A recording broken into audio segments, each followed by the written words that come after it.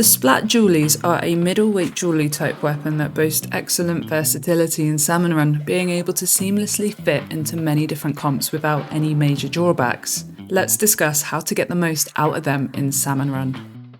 Stats. The Splat Dualies have two different firing modes. For clarity, I'll refer to them as walking mode and as turret mode. In both modes, the damage is the same at 30 damage per shot. This puts it at the lower end of the damage spectrum within the dualie class. It has fall of decay, with the minimum damage being 25. In walking mode, you have a continuous fire rate of 5 frames, but you will suffer with some inaccuracy, which is more pronounced when you're jumping. You can dodge roll twice with the Splat Dualies, similar to the majority of the class. When you dodge roll, you enter turret mode and your fire rate gets a buff. It goes from the normal 5 frames to 4 frames per shot. In addition, your accuracy is dramatically improved, with 2 reticules converging into 1. When dodge rolling, you cover a moderate distance. It's more than the Dapples, but less than other dualies like the Glugers and the Dowsers. There is a slight slide after the dodge roll finishes. The entire dodge roll and rolling state takes 48 frames, which is only second to the Dapples, which makes it feel fast and doesn't feel like you're stuck in a position if you've potentially dodge rolled at a bad time.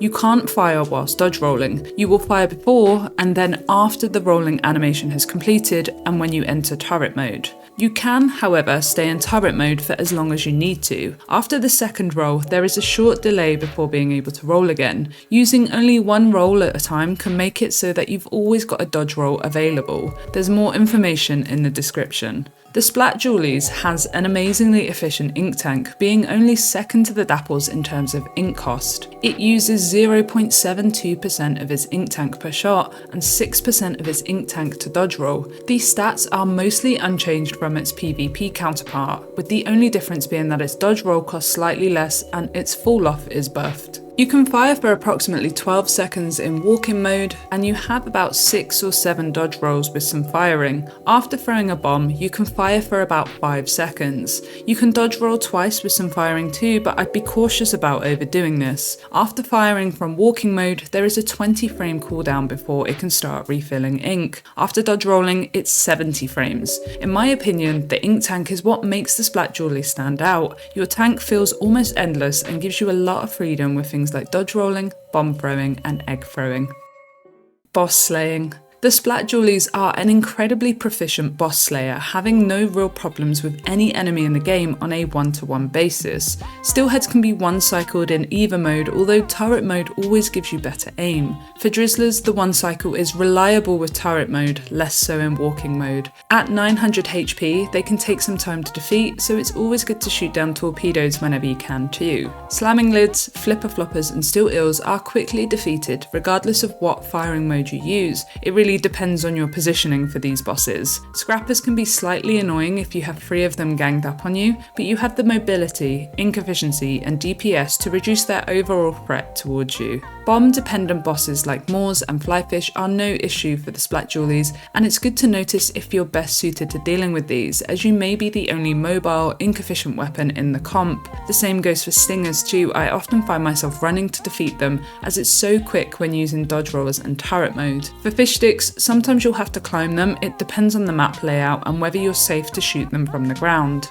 I think you may struggle if you overextend into a group of lessers. Sometimes they can overwhelm you, given your lack of AoE and lack of ability to pierce. You'll need to go through them one by one, which can be hard if you're cornered or you're low on ink. Dodge rolling to avoid damage and increasing your fire rate does help, but remember you're not invincible and you will struggle if you dive headfirst without regard for your safety. This also applies to when you're having fun at the big shot cannon and defeating everything. Use specials if you need to clear the immediate area, to protect yourself, or to refill your ink tank. For Night Waves, you can do everything. You'll want to look to see what's needed for your current team, but more often than not, you can provide paint, mobility, and substantial damage. For Rush, I often dodge roll for safety rather than the increased fire rate, as I personally prefer to have ink over damage, but depending on the comp and your skill level, there isn't a right answer, and you can play more aggressively if you choose to. The same goes for Grillers, in which you have the flexibility to either focus on the Grillers themselves or the small fry.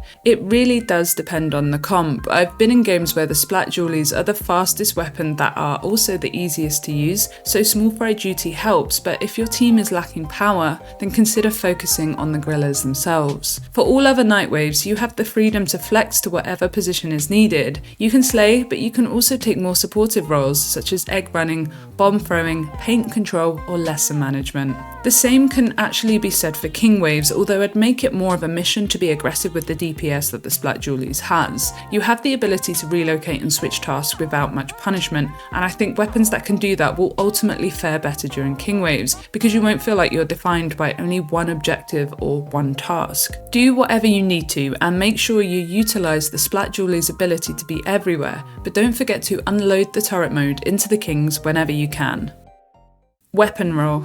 Most of the vanilla weapons in the series often feel a bit underwhelming now that we're in the third game, and we have weapons that vary quite dramatically within their own class. Some Dualies have unusual tech that will take a lot of practice, but it's fair to say that the Dualies as an entire class are powerful with very few drawbacks. Even though some of them have better damage, better range, and a better fire rate, the regular Splat Dualies do not compare poorly. Rather, it stands strong and consistently performs well in SalmonRun. For a vanilla weapon, the Splat Dualies are, without a doubt, one of the better regular weapons in the game, and this is bolstered by the fact that it is a dualie rather than a shooter. Dualies are free in ways that only shooters can really compare to. This is because they have an easy time moving, painting and dodging enemies, which I know sounds kind of basic, but when you have weapons that have charge penalties, long ink recovery times and end lag after firing, you start to see how useful and limitless weapons like the Splat Dualies are. How often do you have a target or task in mind but get interrupted? The Dualies have the ability to relocate positions or immediately start firing to protect themselves. In addition, they have the added benefit of being able to dodge roll to protect itself. Compared to weapons like blasters and splatlings, the game is way more forgiving when you have a weapon like the Splat Dualies. Do you ever see the Splat Dualies in a SalmonRun comp and think, I wish it was a different dualie or a different shooter? Because I don't. It's actually one of the few weapons in the game that works on every map, works in every team, and works at every skill level. There is no difficult tech for any player, and they're easy to use at any level. What makes a weapon like the Splat Dualies so strong is its ability to do everything to a very high, consistent degree, and for that it doesn't have any strict role, being one of a handful of weapons in the game that can mostly exist out of any strictly defined role. You may be watching this and thinking that I was so harsh towards the Tetras, but the Splat Dualies have similar, if not worse stats, such as a higher cost for dodge rolling, but there are two key differences that may feel small but are actually the reason why the Splat Dualies fare so much better than the Tetras, and that is its buffed fire rate in turret mode and its efficient ink tank.